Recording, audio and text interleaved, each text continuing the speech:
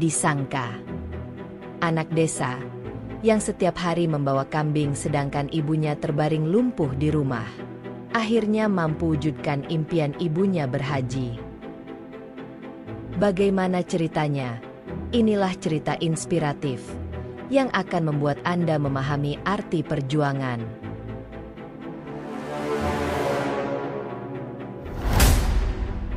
Pagi masih gelap ketika Randy menggeliat dari tikar tipis yang digelarnya setiap malam di sudut ruang dapur. Udara dingin desa menyusup dari sela-sela dinding rumah papan yang sudah rapuh dimakan usia. Ibunya, Bu Nahidah, belum terbangun. Suaranya sedikit mengorok pelan di kasur kapuk yang diletakkan di ruang utama. Sejak terserang stroke ringan 2 tahun lalu, tubuh Bu Nahidah lumpuh separuh. Hanya bisa mengandalkan Randy untuk bergerak dan hidup. Randy yang baru berusia 14 tahun sudah memanggul tanggung jawab yang terlalu besar. Ayahnya meninggal karena kecelakaan kerja saat Randy kelas 4 SD. Dan sejak itu hidup mereka benar-benar berubah. Dulu, meskipun sederhana, setidaknya masih bisa makan 3 kali sehari. Sekarang, bahkan untuk sarapan pun harus berpikir keras. Satu-satunya penghasilan datang dari menggembala kambing milik tetangga desa. Sambil menimba air dari sumur tua di samping rumah, Randy berpikir tentang kambing-kambing yang harus dia bawa ke padang rumput hari ini. Jumlahnya ada 7, dan 1 diantaranya sakit. Kambing itu sudah lemah sejak kemarin sore, dan Randy harus memutuskan apakah akan membawanya ikut digembalakan atau ditinggal di kandang. Tapi ia tahu, kalau ditinggal, bisa mati. Akhirnya, setelah memberi makan dan membersihkan tubuh ibunya, Randy menggendong kambing sakit itu di punggung, sementara yang lainnya dituntun dengan tali.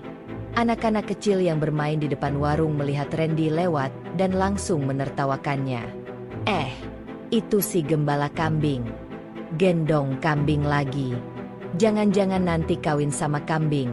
Yah, teriak salah satu anak. Yang lain tertawa keras. Bahkan ada yang melemparkan kerikil kecil ke arahnya. Randy tidak menggubris. Ini bukan pertama kalinya ia diledek seperti itu. Sudah jadi makanan harian. Bahkan orang-orang dewasa pun tidak kalah kejam. Beberapa ibu-ibu yang melihatnya dari teras rumah suka berbisik. Cukup keras untuk didengar Randy. Kasihan si Nahidah. Anaknya itu ya, sudah sekolah nggak lulus. Kerjanya cuma ngurus kambing. Masa depan suram. Randy tetap berjalan, menahan lelah dan hinaan. Baginya, kambing-kambing ini bukan cuma hewan ternak. Mereka adalah alat untuk tetap hidup. Dengan menggembala, ia bisa membeli beras, obat ibunya, dan kalau beruntung, bisa menabung meski jumlahnya sangat kecil. Setiba di padang rumput yang terletak di pinggir hutan, Randy meletakkan kambing sakit itu dengan hati-hati di bawah pohon rindang. Ia mengunyah sepotong ubi rebus sisa semalam sambil menatap kambing-kambing itu merumput. Angin sejuk menerpa wajahnya. Di sini, di tengah padang dan jauh dari ejekan orang, Randy bisa merasa sedikit damai. Tapi damai itu hanya sementara. Sore harinya, saat kembali ke rumah, Randy mendapati Bu Nahidah kesulitan bernafas. Obat asma ibunya habis sejak 2 hari lalu. Panik, Randy langsung menuju rumah Pak Lurah untuk meminjam uang. Tapi seperti biasa, yang didapat hanya kata-kata. "Kamu itu ya, Randy, kerja juga cuma gembala kambing. Masa minta-minta terus? Sudah, besok-besok jangan kesini lagi." Ia kembali dengan tangan kosong. Tapi malam itu, ia tetap mengompres ibunya dengan air hangat, menyuapinya dengan bubur yang dia buat dari beras terakhir di kaleng, dan membacakan doa pendek yang diajarkan almarhum ayahnya dulu. Di kampung ini, Randy dianggap aneh karena tak seperti anak-anak lain. Ia tidak nongkrong, tidak main bola, dan tidak punya ponsel. Tapi dia punya sesuatu yang tidak dimiliki anak-anak itu. Tekad. Randy tahu ia tidak akan selamanya menggembala kambing orang. Suatu hari, ia ingin punya kambing sendiri. Ia ingin menyekolahkan ibunya ke tanah suci. Meski terdengar mustahil, Randy sudah menanam impian itu sejak lama. Ia sering membayangkan ibunya yang duduk di kursi roda, mengenakan mukena putih bersih, berdoa di depan Ka'bah. Setiap kali lelah menggembala, setiap kali kakinya lecet karena tidak pakai sepatu, bayangan itu yang membuatnya bangkit lagi. Dari jauh, suara azan maghrib menggema dari musola kampung. Hari itu berakhir seperti biasa, penuh lelah, cemoohan, dan kesunyian.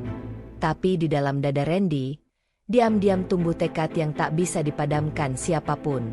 Ia bukan hanya menggembala kambing.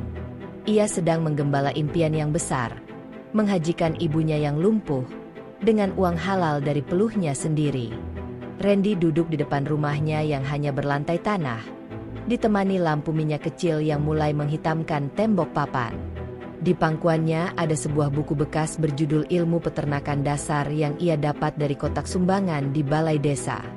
Sudah lebih dari setahun ia tak lagi duduk di bangku sekolah. Sejak ibunya lumpuh dan uang bulanan tak cukup untuk membayar iuran. Tapi bukan berarti ia berhenti belajar. Satu hal yang selalu diingat Randy dari gurunya dulu adalah, orang pintar bisa jadi sukses, tapi orang yang mau belajar tanpa henti akan jauh lebih tahan banting. Kalimat itu yang membuatnya tetap membuka halaman demi halaman buku tua, meskipun hurufnya kadang kabur dimakan usia. Hari-hari Randy tidak berubah banyak. Pagi-pagi ia sudah bangun, menyiapkan sarapan untuk ibunya, lalu menggiring kambing-kambing yang dipercayakan padanya.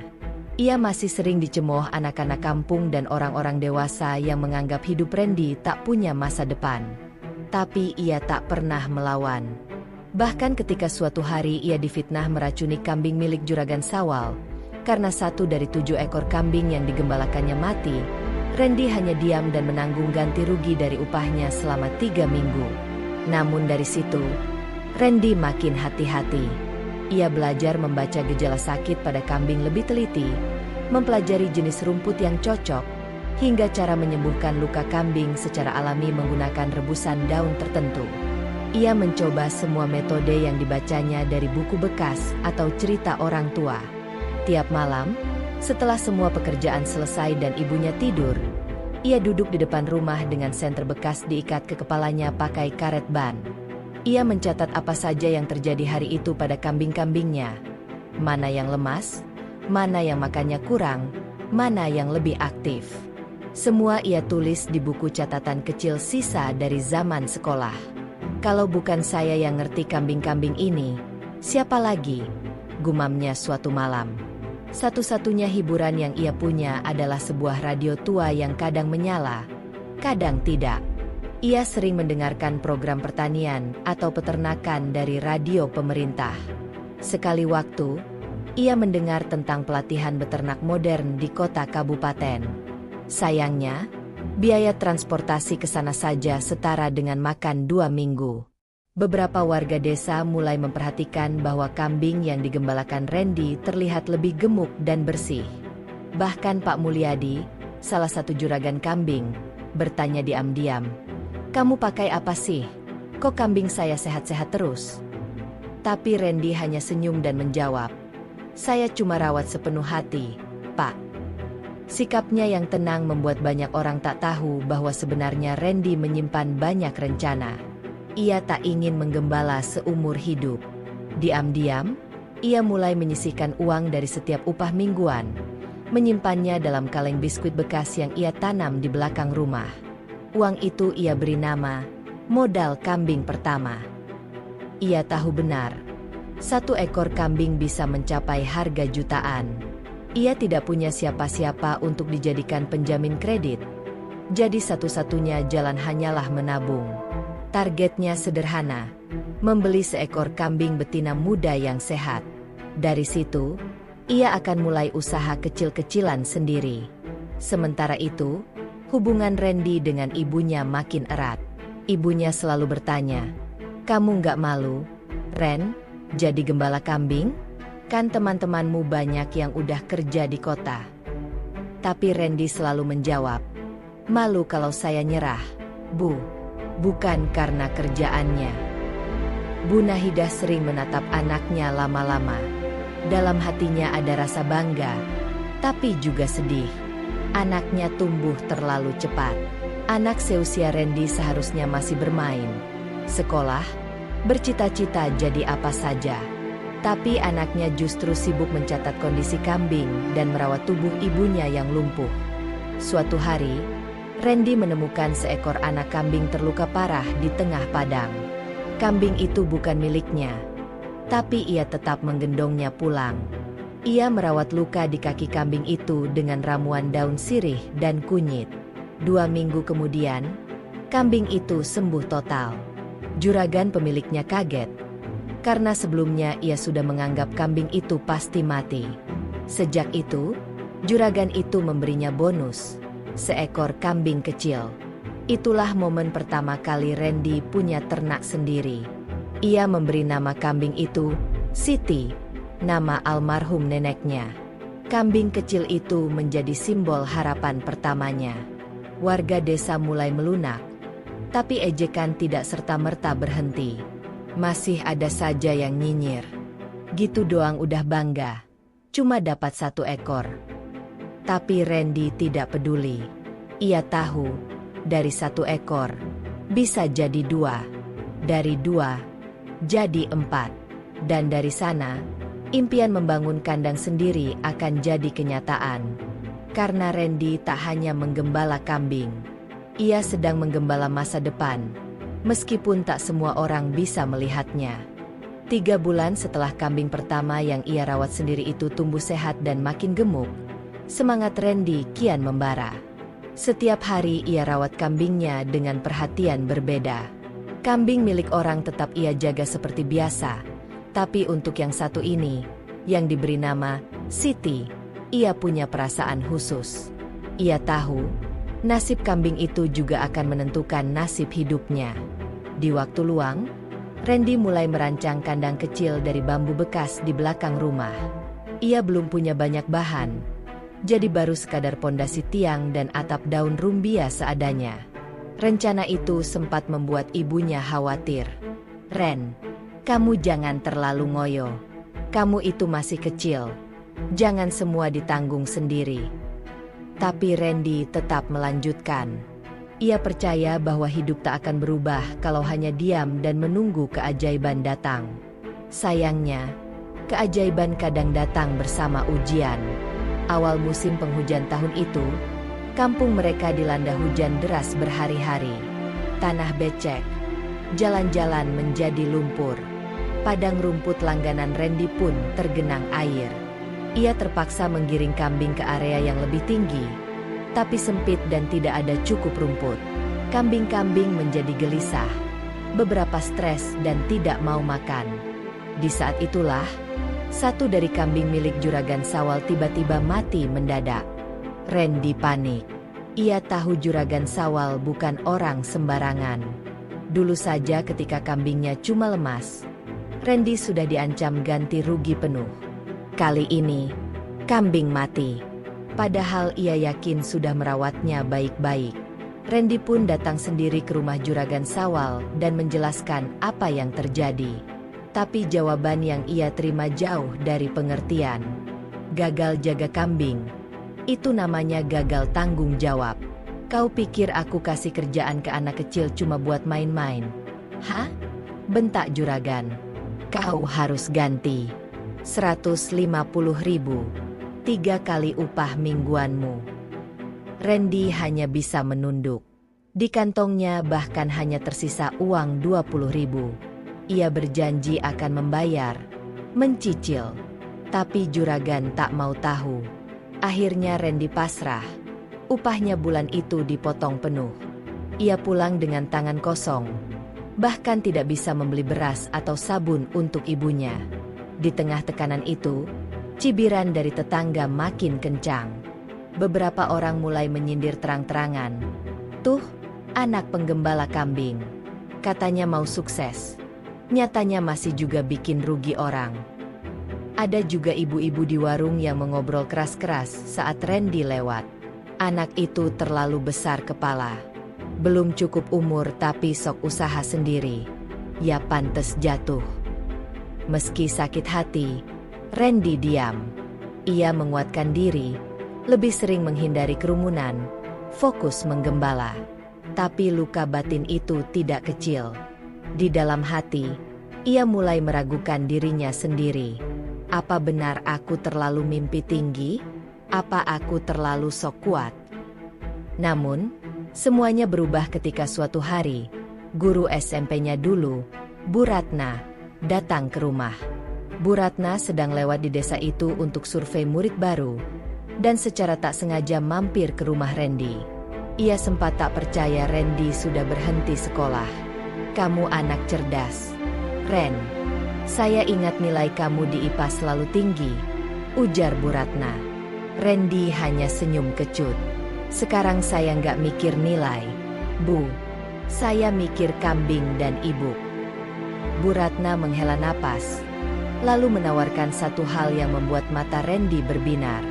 Saya ajak kamu ikut program beasiswa belajar peternakan di balai desa kecamatan. Cuma seminggu, tapi isinya praktik langsung. Kamu tertarik? Tanpa pikir panjang, Randy mengangguk. Itu mungkin jadi satu-satunya cara untuk tahu lebih banyak soal dunia peternakan dari orang yang benar-benar paham. Seminggu pelatihan itu benar-benar membuka wawasan Randy. Ia belajar tentang jenis pakan, perawatan luka, vaksinasi, hingga potensi bisnis peternakan skala kecil. Ia juga bertemu anak-anak muda lain dari desa berbeda. Meski awalnya minder, karena sebagian besar peserta sudah lulus SMA atau minimal masih sekolah, tapi perlahan ia mulai percaya diri. Satu hal yang paling membekas dari pelatihan itu adalah ketika instruktur berkata, "Kamu boleh dari desa, tapi jangan sampai kamu dikalahkan oleh rasa rendah diri. Orang besar bukan karena dia dari kota, tapi karena dia mau belajar terus." Kalimat itu menggugah Randy. Ia pulang dengan semangat baru. Dari pelatihan itu, ia juga mendapat bibit rumput gajah dan buku panduan sederhana yang boleh dibawa pulang. Di hari-hari berikutnya, Randy mulai menanam rumput gajah di pinggir tanah kosong dekat rumah. Ia merawatnya seperti merawat harapan. Meski kadang masih dicibir dan dianggap terlalu ambisius, ia tak lagi terpengaruh. Ia mulai mencatat waktu panen, pola tumbuh, dan seberapa cepat kambing-kambingnya menyukai rumput tersebut. Kambingnya sendiri, Siti, sudah semakin besar. Suatu malam, saat ia memberi makan, ibunya berkata pelan, "Nak, kamu nggak perlu buru-buru kaya. Ibu udah senang lihat kamu semangat." Tapi Randy hanya membalas dengan senyum kecil. Dalam hatinya, ia tahu, ia tak hanya ingin kaya. Ia ingin membuktikan bahwa hinaan dan jatuh berkali-kali bukan akhir segalanya. Ia ingin membawa ibunya ke tempat suci, ke tanah harapan. Meski sekarang ia belum tahu jalannya lewat mana.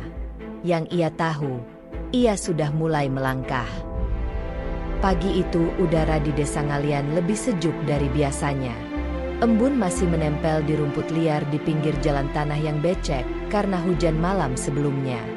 Randy bangun lebih awal, bukan karena suara ayam berkokok, tapi karena suara kambing kecil yang ia beri nama Siti mengembik dari kandang bambu di belakang rumah. Sudah 2 bulan sejak Siti jadi miliknya, dan sejak itu pula, Randy mulai mencicil mimpinya sendiri. Kandang kecil itu dibangunnya dari papan bekas dan atap seng berkarat yang ia temukan di dekat tempat pembuangan barang rongsokan. Tidak ideal, tapi cukup untuk 1 kambing. Ia mulai belajar lebih serius, bukan hanya dari buku tua dan radio, tapi juga dari pengalaman. Ia mencatat berat badan Siti tiap minggu, mengukur perubahan bentuk tubuhnya, dan mencatat jenis rumput yang lebih disukai. Ia bahkan belajar menyuntik vitamin dari salah satu peternak kambing yang kebetulan masih saudara jauh.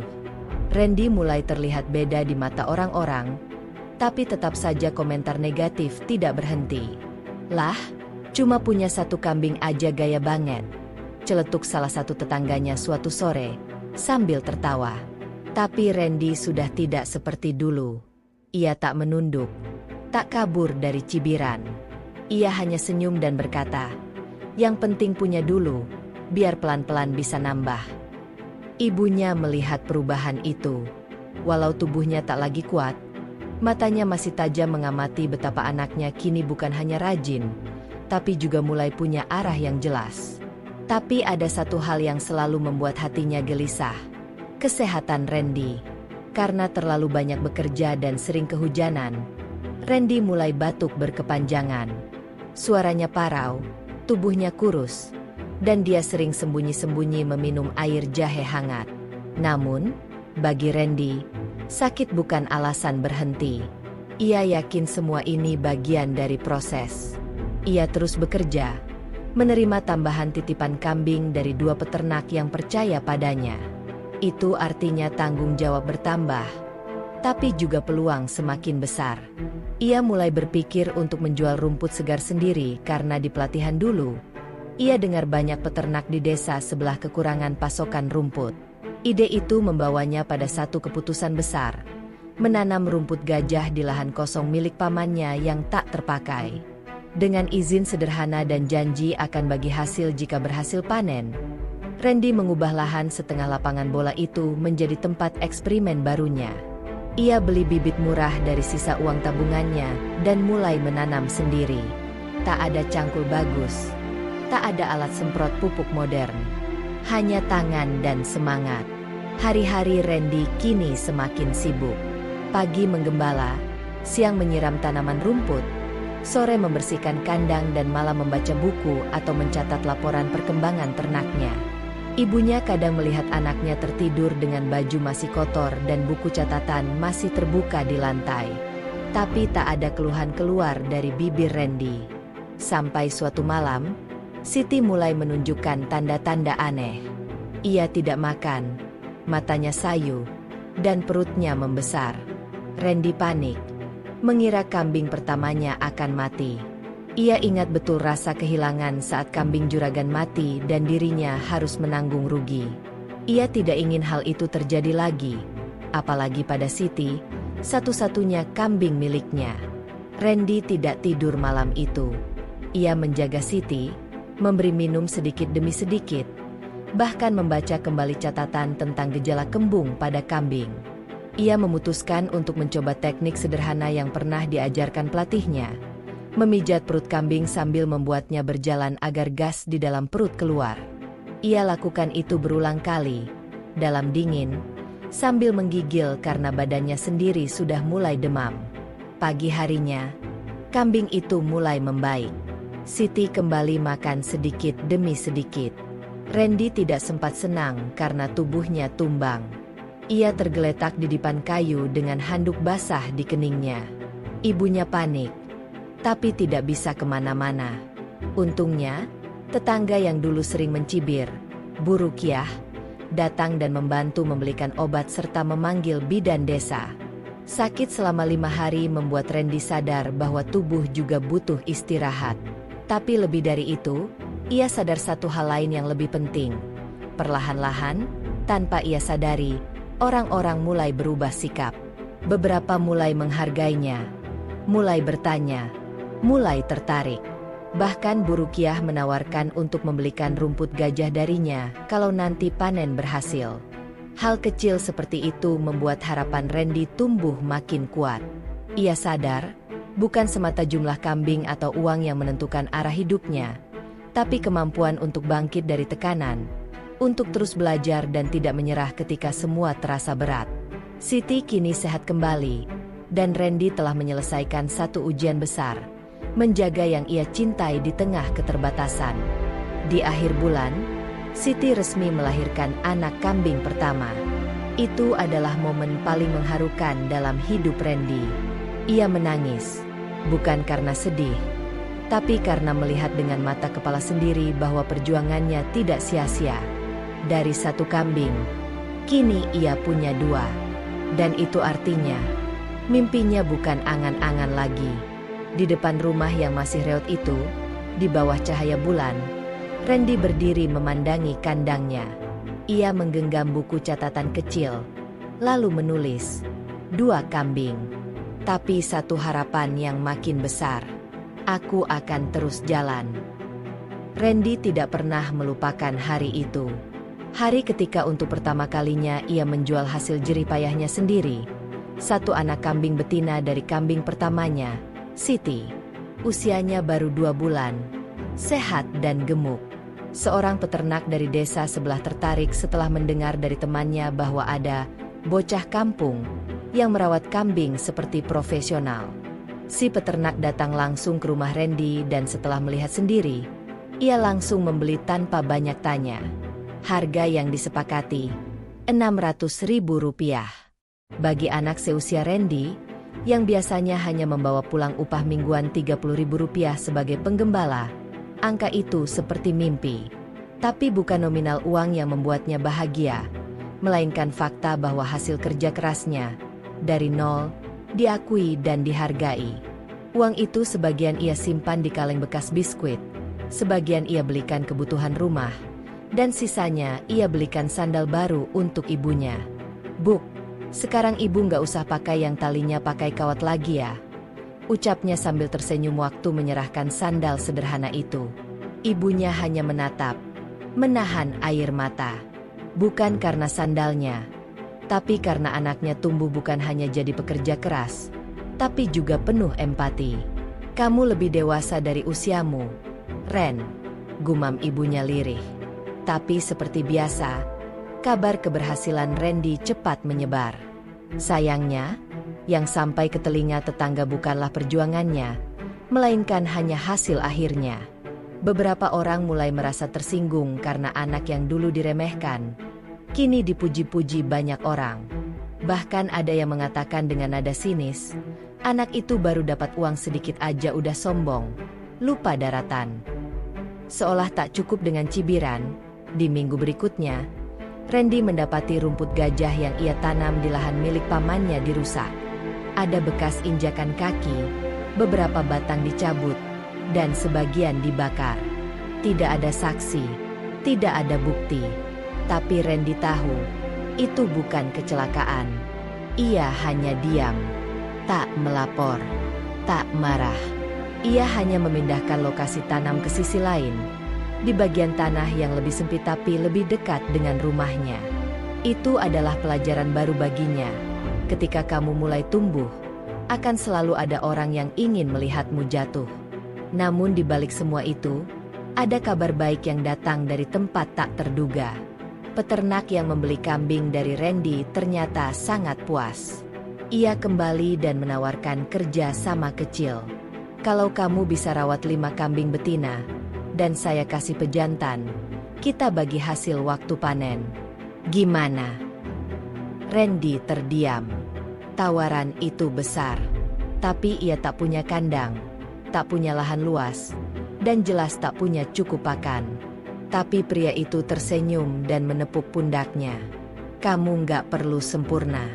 Kamu cuma perlu terus jujur dan kerja keras. Sisanya, rezeki yang atur." Setelah diskusi dengan ibunya, Randy setuju. Ia mulai membangun kandang bambu yang lebih besar dengan bantuan 2 teman SMP-nya yang sudah tak sekolah. Ia membayar mereka dengan upah kecil dan makanan siang. Di situ ia belajar satu hal baru, kerja sama. Tapi di sisi lain, ada tekanan yang juga ikut tumbuh.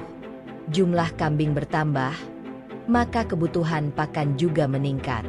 Tanaman rumput gajahnya belum cukup untuk semua. Akhirnya, Randy nekat meminta izin ke kepala desa untuk menanam rumput di bagian tanah kas desa yang terbengkalai. Setelah beberapa kali datang dan menjelaskan, akhirnya ia diberi izin dengan syarat, jangan ganggu tanaman warga sekitar, dan jaga kebersihan. Ia terima dengan senang hati. Dalam waktu 2 bulan, ia sudah punya 2 lokasi tanam kecil dan 1 kandang dengan 7 kambing. Beberapa orang mulai datang bertanya, minta diajarin. Bahkan Pak RT sempat datang dan bilang, "Kalau kamu bisa ajak anak-anak muda lain bikin usaha begini, saya bantu ajukan program ke kecamatan." Namun di saat semua mulai membaik, ibunya jatuh sakit. Bukan hanya masuk angin biasa, tangannya mulai sering kram, dan kakinya membengkak. Suatu malam, Ibunya jatuh dari kursi saat hendak ke kamar mandi. Randy panik. Ia harus memanggil Pak Ustaz dan tetangga karena tak sanggup mengangkat sendiri. Dari situ, ia tahu ibunya bukan hanya lelah, tapi benar-benar mulai lemah. Hari-hari Randy berubah. Selain merawat kambing dan kebun rumput, ia harus menjaga ibunya lebih intens. Membuatkan makanan, memijat, dan sesekali menggendong ibunya ke puskesmas terdekat jika perlu. Dokter bilang ibunya harus banyak istirahat dan tidak boleh terkena dingin. Sarafnya mulai terganggu, harus banyak rebahan. Tapi kalau bisa, rawat inap. Randy tidak mampu membayar rawat inap, maka ia merawat sendiri di rumah. Ia belikan minyak gosok, selimut tebal, dan sesekali menyewa tukang pijat dari pasar desa. Ia bahkan mulai menolak beberapa titipan kambing baru karena waktunya tak cukup. Fokusnya sekarang terbagi, membesarkan ternak dan menjaga ibunya. Satu malam, saat hujan deras, Randy duduk di depan kandang sambil membawa buku catatan. Ia menulis, "Kalau ada yang bertanya kenapa aku tetap di sini dan terus berusaha, jawabanku cuma satu, karena ibu belum melihat Ka'bah." Itulah tujuan terbesarnya, memberangkatkan ibunya yang lumpuh ke tanah suci. Meski ia belum tahu caranya, berapa biayanya, atau kapan bisa terkumpul, tapi ia tahu bahwa mimpi itu bukan mustahil jika ia terus berjalan. Sejak ibunya jatuh dan mulai sulit berjalan, semua berubah lebih cepat dari yang Randy perkirakan. Dulu ia bisa membagi waktu antara menggembala, menanam rumput, dan belajar lewat buku-buku pinjaman. Tapi kini, waktu paginya dihabiskan memandikan dan membantu ibunya ke kamar mandi. Siang ia memasak seadanya dan memastikan obat ibunya diminum tepat waktu. Malam, baru ia bisa keluar sebentar untuk mengecek kandang, menyiram tanaman, dan mencatat perkembangan ternak. Tak ada lagi waktu istirahat panjang. Bahkan tidur pun kadang hanya 3-4 jam per malam. Tapi ia tidak pernah mengeluh. Randy percaya, selama dirinya masih bisa berdiri dan bergerak, itu artinya Tuhan masih memberinya kesempatan. Bukan cuma untuk bertahan, tapi untuk membalas semua kebaikan ibunya yang seumur hidup tak pernah minta apa-apa. Meski begitu, beban mulai terasa. Tubuhnya makin kurus, mata cekung, dan wajahnya selalu tampak lelah. Teman-temannya yang dulu sempat ikut membantu membangun kandang mulai menjauh. Bukan karena tak peduli, tapi karena mereka melihat hidup Randy terlalu berat untuk disamakan. Satu demi satu kegiatan yang biasanya ia lakukan secara berkelompok, kini harus dikerjakan sendiri. Puncaknya terjadi saat musim hujan tiba. Rumput gajah yang ia tanam di tanah kas desa tidak tumbuh maksimal. Air tergenang di beberapa bagian, dan sebagian bibit membusuk. Padahal ia mengandalkan pasokan itu untuk memberi makan kambing-kambingnya. Ia mencoba membeli rumput dari luar desa, tapi harganya mahal dan stoknya langka. Karena keterbatasan, 2 ekor kambingnya mulai kurus. Ia sedih tapi tak punya banyak pilihan. Sambil memelihara kambing yang tersisa, ia juga harus memutar otak untuk mencari alternatif pakan. Ia mulai mencari daun-daun pisang muda, limbah sayur dari pasar desa, dan bahkan jerami sisa panen yang dibuang petani. Ia tak malu, walau kadang diejek saat terlihat mendorong gerobak isi daun busuk. Anak itu makin sinting. "Masa kambing dikasih sampah?" ucap seorang ibu di pasar saat melihat Randy memungut daun kubis yang layu. Tapi Randy diam saja. Ia lebih memilih mengumpulkan ejekan sebagai motivasi daripada sibuk menjawab. Dan diam-diam, ia mulai merancang langkah baru, membuat pakan fermentasi dari sisa makanan, jerami, dan sedikit dedak yang dibelinya dengan sisa uang tabungan. Sementara itu, kondisi ibunya makin menurun. Kali ini bukan hanya kaki, tapi juga tangannya mulai sulit digerakkan. Meski tetap bisa bicara dan berpikir jernih, ibunya tak bisa lagi makan sendiri. Randy membuat jadwal baru. Setiap 2 jam memberi makan ibunya, memijat tangan dan kaki, dan membersihkan tubuh ibunya agar tetap hangat. Tak jarang ia menangis dalam diam, terutama saat malam menjelang dan suara ibunya mulai terisak karena nyeri. Tapi Randy tahu, air mata tidak akan menyelesaikan apapun. Yang ia bisa lakukan adalah terus berada di sisi ibunya, tak peduli betapa capeknya ia. Hingga suatu hari, sebuah pesan tak terduga datang dari Pak RT. "Ren, ada tamu dari kota. Katanya mau cari anak muda di desa yang punya usaha.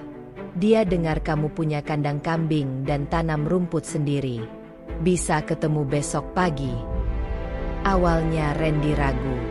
Ia belum pernah bicara dengan orang penting. Tapi Pak RT meyakinkannya. "Cuma ngobrol kok. Mungkin ada peluang buat dapat bantuan atau pelatihan." Keesokan harinya, datanglah seorang pria berpakaian rapi dan seorang wanita muda yang tampaknya asistennya. Mereka memperkenalkan diri sebagai tim dari sebuah yayasan pemberdayaan desa. Setelah mendengar cerita Randy, melihat langsung kandangnya, serta kondisi ibunya, mereka terlihat terharu. Wanita muda itu bahkan sempat diam lama di samping Randy yang sedang menyiapkan pakan. "Mas Randy, saya jarang lihat pemuda seusia Anda yang mau berjuang seperti ini. Kami akan coba bantu. Minggu depan kami undang ke kecamatan. Ada pelatihan ternak dan koperasi petani muda. Semua biaya ditanggung." Randy bingung sekaligus senang. Tapi ia tak bisa langsung mengiyakan. Ia harus pikirkan ibunya. Perjalanan ke kecamatan butuh 2 jam naik motor. Ia tak mungkin tinggalkan ibunya selama 3 hari pelatihan. Malam itu, ia duduk di depan rumah bersama ibunya. Udara dingin menyentuh kulit, tapi mereka diam dalam kehangatan batin. Randy bercerita tentang tawaran pelatihan. Ibunya hanya diam, lalu dengan suara pelan berkata, "Kalau ibu nanti nggak ada, kamu harus tetap jalan, ya." Ucapan itu seperti petir di siang bolong. Randy menatap ibunya. "Buk, jangan ngomong gitu. Tapi kamu harus tahu, umur ibu mungkin nggak lama lagi. Kalau kamu dapat jalan buat masa depan, ambil, Ren. Ibu bakal bangga banget dari jauh." Malam itu Randy tidak bisa tidur. Bukan karena sedih saja, tapi karena rasa takut. Takut kehilangan satu-satunya orang yang ia punya, satu-satunya alasan ia terus berjalan. Paginya, dengan mata sembab, ia menghubungi pihak yayasan dan bilang, "Saya ikut pelatihannya, tapi saya harus bawa ibu saya." Tim dari yayasan setuju, asal ia bisa mengatur transportasi sendiri. Dan disitulah perjuangan lain dimulai.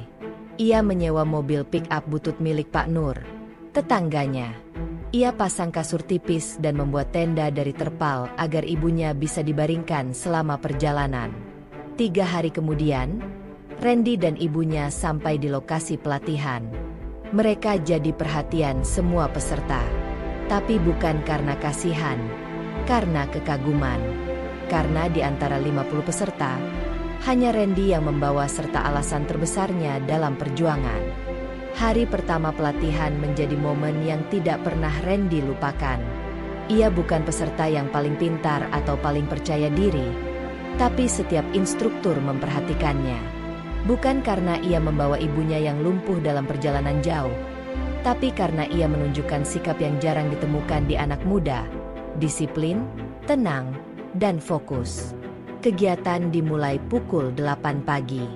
Setiap peserta mendapat modul pelatihan tentang manajemen peternakan terpadu, strategi pakan, pemeliharaan kebersihan kandang, dan pengelolaan keuangan usaha kecil. Randy mencatat semua dengan rapi.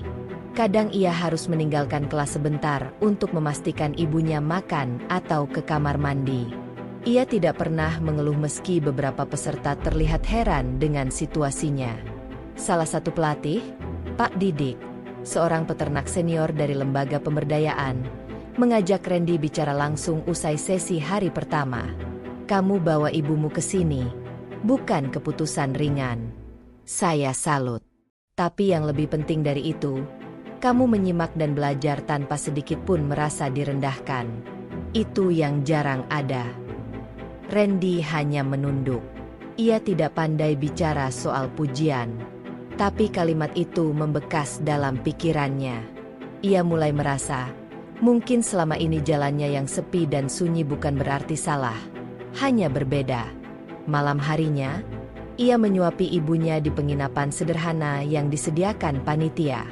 Suasananya tenang. Ibunya berusaha tersenyum meski lelah. "Ren, kamu harus bisa lebih dari ini. Ilmu itu bekal yang ibu nggak bisa kasih. Tapi kamu bisa ambil sendiri sekarang." Randy mengangguk. Pelatihan hari pertama memberinya satu kesimpulan besar. Selama ini dia baru belajar dari pengalaman, tapi belum mengerti bagaimana memperbesar usaha dengan cara yang benar. Semua ilmunya masih acak, tidak terstruktur, dan banyak hal yang ia lakukan hanya berdasarkan logika sederhana. Tapi di pelatihan ini, ia melihat gambaran besar, dari proses produksi, pemasaran, pengelolaan modal, hingga kerjasama antar peternak. Hari kedua pelatihan, peserta diajak praktik lapangan ke salah satu peternakan percontohan. Di sana Randy untuk pertama kalinya melihat sistem kandang modern dengan pakan otomatis dan pengelolaan limbah. Ia mencatat semua detail, termasuk bagaimana menciptakan nilai tambah dari kotoran kambing yang difermentasi menjadi pupuk organik. "Ini bisa banget dipakai di kampungku," pikir Randy. Ia langsung memikirkan lahan kosong di belakang rumah Pak Lurah yang dulu pernah ditawarkan untuk program Karang Taruna tapi tidak jadi digunakan. Seorang peserta lain yang berasal dari desa tetangga mulai tertarik berbicara lebih banyak dengan Randy. Namanya Anton, lulusan SMK peternakan yang sempat bekerja di kandang besar di luar kota. Ia bilang, "Kita bisa kerja sama kalau kamu serius. Aku ngerti cara bikin pakan fermentasi lebih hemat." Koneksi itu jadi awal rencana baru Randy, membentuk kelompok kecil peternak muda di desanya yang bisa memanfaatkan lahan tidur dan menciptakan sistem pakan mandiri. Tapi rencana itu harus dibawa pulang dulu. Ia tahu, pelatihan ini bukan ujung, tapi pintu masuk. Di hari terakhir, peserta diminta mempresentasikan rencana usaha mereka. Randy maju dengan lugas. Meski terbata-bata, ia tidak punya presentasi dalam bentuk PowerPoint atau slide mewah. Ia hanya bawa kertas lusuh dan diagram sederhana yang ia gambar sendiri malam sebelumnya. Tapi yang membuat ruangan hening adalah satu kalimat penutupnya. "Saya cuma anak gembala dari desa kecil. Tapi saya punya mimpi. Satu hari nanti, ibu saya yang lumpuh bisa berdiri di hadapan Ka'bah. Saya percaya, kambing-kambing ini bisa bantu saya sampai ke sana." Ruangan langsung sunyi. Beberapa peserta terdiam, pelatih mengangguk pelan, dan salah satu tamu undangan dari dinas kabupaten bahkan terlihat menyeka mata. Selesai acara, seorang staf dari yayasan mendekati Randy dan memberitahu bahwa ada program inkubasi usaha bagi peserta terpilih. "Kami akan survei ke lokasi usaha kamu. Kalau sesuai dan punya potensi, kamu bisa dapat bantuan modal dan pendampingan selama 6 bulan. Randy tidak langsung gembira. Ia sadar, banyak janji hanya berhenti di kata-kata. Tapi yang membedakan kali ini adalah, ia sudah dilatih berpikir lebih sistematis. Ia tahu apa yang perlu ia tunjukkan, siapa yang perlu diajak kerjasama, dan bagaimana membuat proposal usaha sederhana. Perjalanan pulang ke desa jadi momen penuh harapan. Di dalam mobil pick-up, ibunya berbaring lemah tapi tersenyum. "Kamu sudah buat ibu bangga, Ren." Sampai di rumah, ia langsung bersih-bersih kandang, mengecek kondisi kambing, dan menyusun daftar pekerjaan minggu depan. Ia menuliskan rencana untuk menanam kembali rumput gajah di lahan yang sempat terbengkalai, menambahkan jadwal fermentasi pakan, dan mulai membuat kelompok peternak muda. Namun belum seminggu berlalu, ujian baru datang. Salah satu kambing jantan terkena penyakit kulit, dan 2 ekor betina mengalami luka karena tergelincir di kandang yang basah.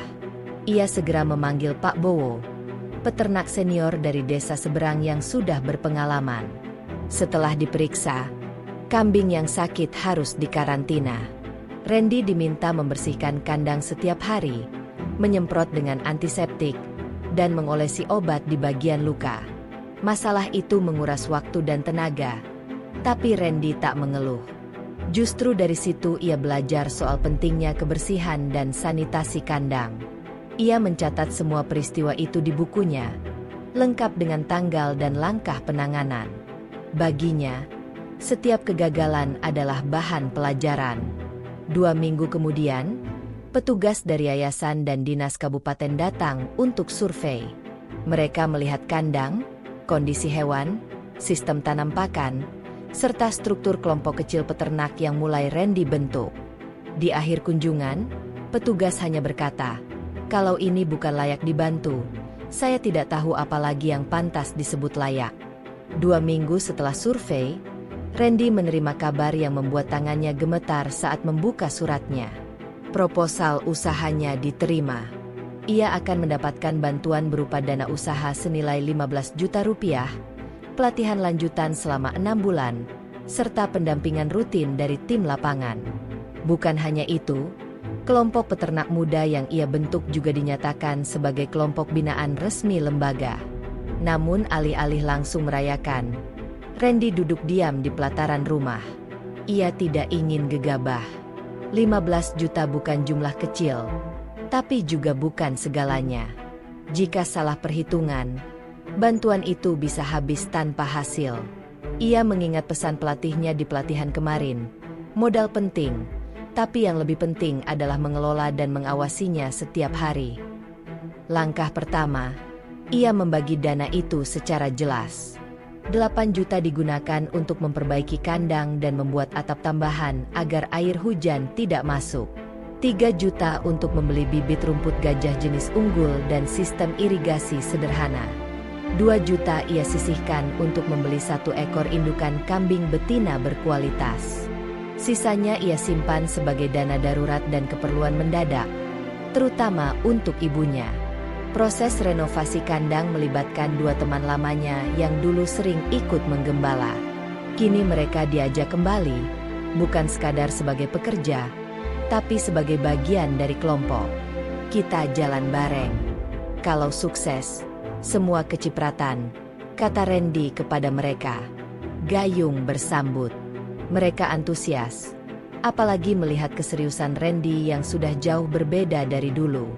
Di saat bersamaan, Randy juga mendapat jadwal pendampingan mingguan dari Pak Arif, pendamping lapangan. Setiap pekan, Pak Arif datang membawa catatan, memeriksa buku harian ternak, dan sesekali mengajak diskusi tentang pemasaran. Salah satu saran penting dari Pak Arif adalah membuka akses penjualan ke luar desa. Kamu jangan puas jual di sekitar sini. Harganya kecil. Tapi kalau kamu bisa kirim ke kecamatan atau kerjasama dengan pengepul, untungmu naik, ujarnya. Masalahnya, transportasi menjadi kendala. Randy tidak punya motor bak atau kendaraan roda 3 untuk antar kambing. Ia akhirnya menjalin kerjasama dengan pemilik warung sembako di desa sebelah, Pak Sarwan, yang punya kendaraan niaga. Randy menukar jasa antar dengan suplai pupuk kambing yang sudah difermentasi. Pupuk itu sebenarnya limbah dari kandangnya. Tapi setelah ia pelajari prosesnya, pupuk tersebut punya nilai jual. Para petani mulai tertarik. Randy melihat peluang. Bukan cuma daging atau kambing hidup, tapi juga pupuk organik sebagai penghasilan tambahan. Dalam 3 bulan, usahanya mulai terlihat hasil. Dari semula punya 7 kambing, kini jadi 11 ekor, termasuk 2 ekor betina yang sedang bunting. Rumput gajah tumbuh dengan rapi dan panen bisa 2 kali sebulan. Sistem pakan fermentasi jalan, pupuk dikemas, dan kelompok peternak mulai belajar keuangan dasar dengan bantuan pendamping. Yang paling membuat Randy bahagia adalah kondisi ibunya sedikit membaik. Meski masih sulit berdiri, ibunya mulai bisa duduk lebih lama dan tangannya tidak lagi sesakit dulu. Dokter yang rutin ia datangkan lewat bantuan program posyandu desa mengatakan bahwa kondisi sang ibu bisa stabil selama dijaga makanannya dan tidak stres. Hari itu, Randy duduk di samping ibunya yang sedang makan bubur kacang hijau. Ia menggenggam tangan ibunya dan berkata, "Bu, saya tahu ini belum cukup, tapi saya janji, tahun depan ibu berangkat haji." Ibunya tersenyum, tapi air mata jatuh juga. "Jangan janji besar, Ren. Jalanin aja pelan-pelan. Yang penting kamu sehat dan jujur." Ibu udah tenang. Namun dalam hati, janji itu sudah ia ikrarkan.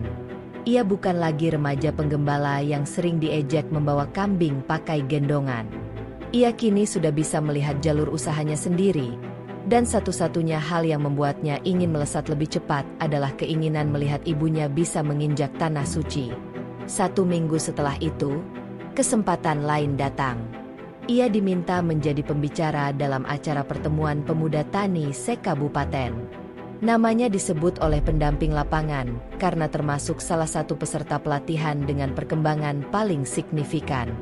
Randy sempat menolak. Ia merasa tidak pantas bicara di depan banyak orang.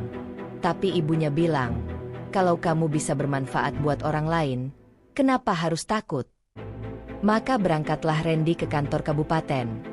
Memakai baju koko putih bersih dan celana panjang, naik angkot sambung ojek, membawa fotokopi proposal kelompoknya dan catatan harian ternak.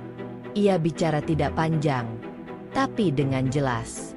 Ia tidak mencoba menggurui, hanya membagikan pengalamannya mulai dari gembala kecil, hingga bisa membentuk kelompok dan mendapat bantuan. Presentasinya sederhana, tapi membuat 2 pejabat dinas pertanian menghampirinya setelah acara. Salah satunya menawarkan untuk mendaftarkan kelompok Randy dalam program bantuan kambing plasma untuk tahun depan. Artinya, kelompoknya bisa mendapat tambahan 10 hingga 15 ekor kambing dari pemerintah jika semua persyaratan terpenuhi. Namun syaratnya tidak mudah. Harus ada pembukuan keuangan, jadwal pakan yang rapi, kandang standar, dan laporan kegiatan bulanan. Ini bukan hanya soal niat, tapi soal tata kelola. Randy pulang dengan pikiran penuh. Tapi ia tidak gentar. Ia justru makin semangat. Malam itu ia tidak tidur sampai jam 2, mencatat ulang struktur kelompok, membuat daftar kebutuhan untuk kandang tambahan, dan mulai memikirkan siapa yang bisa diajak membantu membuat laporan bulanan. Dari anak gembala yang dulu hanya menunggu kambing makan rumput sambil duduk di bawah pohon, kini Randy sibuk menyusun rencana, bertemu orang, membuat laporan, dan mencari jalan agar bisa memberangkatkan ibunya ke Tanah Suci. 3 bulan sebelum musim haji dimulai, Randy merasa semakin dekat dengan impiannya, memberangkatkan ibunya ke Tanah Suci. Tabungan dari hasil penjualan kambing dan pupuk hampir mencukupi, dan ia sudah menghubungi salah satu biro perjalanan haji khusus untuk memastikan proses pendaftarannya. Ibunya yang semula tidak yakin, perlahan mulai menerima kenyataan bahwa mungkin kali ini benar-benar akan berangkat. Namun seperti hidup yang tidak pernah benar-benar datar, sebuah kabar buruk datang menghantam seperti gelombang besar yang menggulung semua harapan. Wabah penyakit mulut dan kuku, PMK, merebak di wilayah kabupaten. Penyakit itu menular cepat di kalangan ternak, dan desa tempat Randy tinggal tidak luput dari ancaman. Dinas Peternakan menetapkan status siaga, melarang semua aktivitas jual beli ternak untuk sementara waktu. 2 dari kambing jantan Randy menunjukkan gejala awal, lemas, air liur berlebihan, dan luka di bagian mulut. Ia langsung panik. Ini bukan sekadar 2 kambing. Ini mata rantai dari semua rencana besarnya. Ia segera mengisolasi kambing yang sakit, menyemprot seluruh kandang dengan disinfektan, dan membuat jadwal jaga harian untuk anggota kelompoknya. Namun situasi tak kunjung membaik. 3 ekor kambing betina milik anggota kelompok lainnya juga mulai menunjukkan gejala. Dinas segera turun tangan, memberikan obat dasar dan menyarankan pemusnahan jika kondisinya tidak kunjung membaik. Randy yang biasanya tenang mulai goyah. Kalau kambing-kambing ini mati, habis semuanya, gumamnya malam itu sambil duduk di depan kandang. Ibunya menghampirinya dengan pelan, meski kondisinya masih lemah. "Kamu belum gagal, Ren. Ini cuma satu ujian.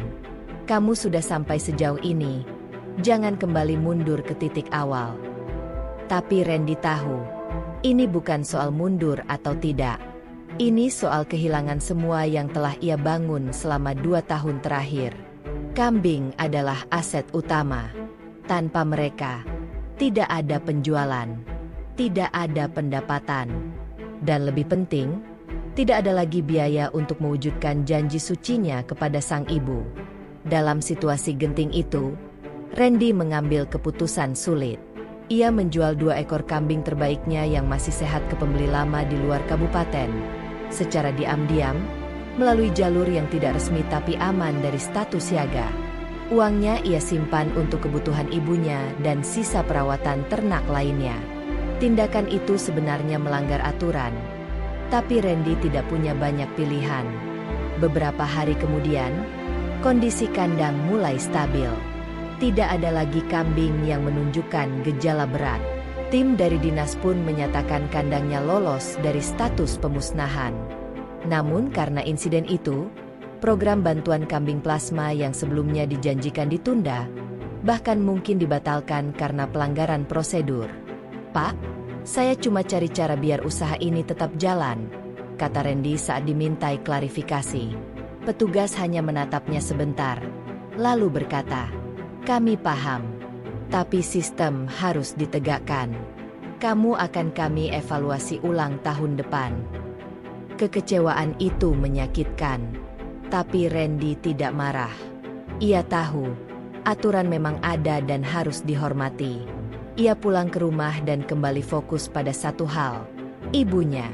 Sekalipun bantuan plasma dibatalkan, asalkan ibunya bisa berangkat ke Tanah Suci, semua itu tetap sepadan.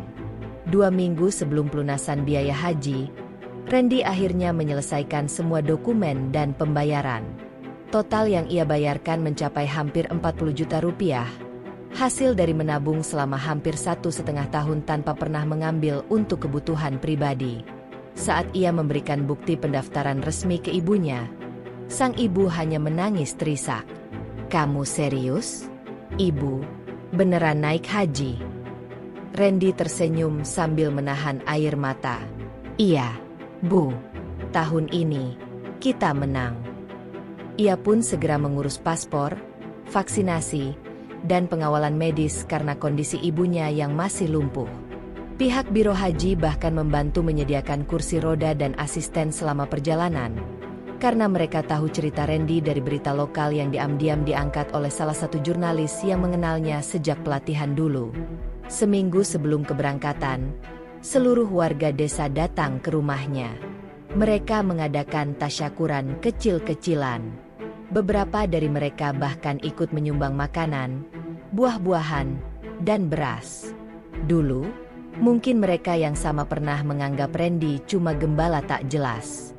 Tapi hari itu, mereka berdiri dan memberikan selamat seolah mereka juga ikut merasa bangga. Malam sebelum ibunya berangkat, Randy duduk sendiri di pelataran rumah. Ia memandangi kandang yang sekarang tampak lebih kosong dari biasanya. Tapi tidak ada penyesalan. Ia tahu, hari esok adalah tonggak paling penting dalam hidupnya. Bukan karena sukses sebagai peternak, tapi karena ia berhasil menepati satu janji yang pernah ia ucapkan dalam hati bertahun-tahun lalu. "Satu hari nanti, aku akan buat ibu melihat Ka'bah dengan mata sendiri." Dan kini, hari itu tinggal menunggu matahari terbit. Pagi itu, jalan tanah menuju rumah Randy penuh dengan sandal dan sepatu milik para tetangga. Mobil travel putih yang disewa Biro Haji sudah siap di ujung jalan, menunggu satu penumpang istimewa, ibunya Randy. Seorang perempuan yang bertahun-tahun hanya bisa duduk di ranjang bambu, kini telah mengenakan baju ihram, duduk di kursi roda, siap menginjakan kaki di tanah yang dulu hanya bisa ia lihat dari televisi. Randy berdiri di sebelah ibunya, merapikan kerudung yang berkali-kali disentuh sang ibu karena gugup. "Bu, jangan takut. Semuanya sudah diurus. Ada tim medis, ada pendamping, dan semua perlengkapan ibu sudah dibantu petugas." Ia tersenyum, walau dadanya penuh rasa sesak. Tangannya tak berhenti menggenggam tangan ibunya. Panas mentari pagi tidak ia rasakan. Yang ia rasakan hanya satu hal. Lega. Seluruh pengorbanan, seluruh hari-hari tanpa tidur, kerja keras menggembala, ternak yang dijual satu demi satu, semua terbayar tuntas pagi itu. Sebelum mobil berangkat, ibunya menarik pelan tangan Randy, lalu mendekatkannya ke wajahnya. "Randy, kamu itu anak yang tidak pernah ibu minta, tapi kamu jadi hadiah paling besar dari Tuhan." Randy hanya menunduk. Matanya merah. Suaranya tercekat. Ia hanya menjawab, "Ibu jaga diri di sana ya. Doain Randy dari depan Ka'bah." Mobil itu pun melaju, diikuti lambaian tangan warga. Randy berdiri cukup lama sampai debu jalanan kembali tenang. Saat rumah mulai sepi, ia duduk di tangga rumah, memandangi ladang kecil yang dulu jadi tempat menggembala. Kini, hari-hari Randy mulai berbeda. Tanpa ibunya, rumah terasa lebih sunyi, tapi tidak hampa. Ia mulai memikirkan kembali program yang sempat tertunda karena wabah. Bantuan kambing plasma dari dinas. Ia tahu mungkin tahun ini belum bisa, tapi tidak berarti pintunya tertutup. Yang tidak berubah adalah jadwal kandang. Randy tetap merawat ternaknya, tetap menulis di buku harian ternak, dan tetap menjadi mentor bagi anak-anak muda di kelompoknya. Bahkan, karena kisahnya viral setelah diliput oleh stasiun televisi lokal, beberapa pemuda desa lain datang dan minta belajar langsung padanya. Salah satu dari mereka, Dimas, anak muda usia 19 tahun, datang dan berkata, "Bang, saya ini juga anak yatim. Saya lihat cerita abang di TV. Bisa nggak saya bantu di sini dan sekalian belajar?" Randy menyambut dengan tangan terbuka. Ia merasa, jika ada yang bisa diwariskan selain kambing dan pupuk, maka itu adalah semangat. Semangat untuk bangkit dari keterbatasan dan membuktikan bahwa hinaan tidak pernah lebih kuat dari tekad. 6 bulan setelah kepergian ibunya ke Tanah Suci, sebuah surat datang. Surat dari Mekah, dibawa oleh salah satu rombongan haji. Isinya sederhana. Foto ibunya sedang tersenyum di depan Ka'bah, tangan diangkat, berdoa. Di balik foto itu tertulis tulisan tangan yang khas. "Randy, ibu doakan kamu jadi orang besar. Tapi bukan besar karena harta. Besar karena kamu bermanfaat untuk orang lain." Malam itu, Randy tidur dengan foto itu di tangan. Bukan di kasur empuk, hanya di tikar rotan. Tapi tidurnya lebih nyenyak dari malam-malam sebelumnya. 2 tahun berselang, peternakan Randy tumbuh pesat. Kini ia tidak hanya punya kambing, tapi juga memulai unit produksi pupuk organik kemasan, menjalin kerjasama dengan koperasi desa, dan menjadi narasumber pelatihan peternakan di 5 kecamatan. Ia tidak berubah. Masih pakai sandal jepit, masih suka minum kopi di warung depan gang, dan masih memanggil kambing-kambingnya dengan nama-nama lucu. Tapi satu yang berbeda, kini orang memanggilnya Pak Randy, bukan karena umurnya, tapi karena pengaruh dan teladannya di desa. Ibunya kini tinggal bersamanya, jauh lebih sehat meski masih di kursi roda. "Kalau dulu, saya cuma mimpi bisa lihat Ka'bah, tapi ternyata Tuhan kasih lebih. Saya bisa punya anak seperti kamu, Ren," ujar ibunya suatu malam. Dan saat malam semakin larut, Randy duduk di belakang rumah, menulis satu kalimat besar di buku harian usahanya. "Saya bukan siapa-siapa, hanya anak gembala yang nekat ingin menepati satu janji." Tamat. Cerita ini adalah tentang bagaimana keteguhan hati, pengorbanan, dan satu janji kepada seorang ibu bisa menjadi bahan bakar kesuksesan. Tidak perlu pendidikan tinggi, tidak perlu gelar besar. Yang diperlukan hanya niat yang tak goyah, dan kerja keras yang konsisten.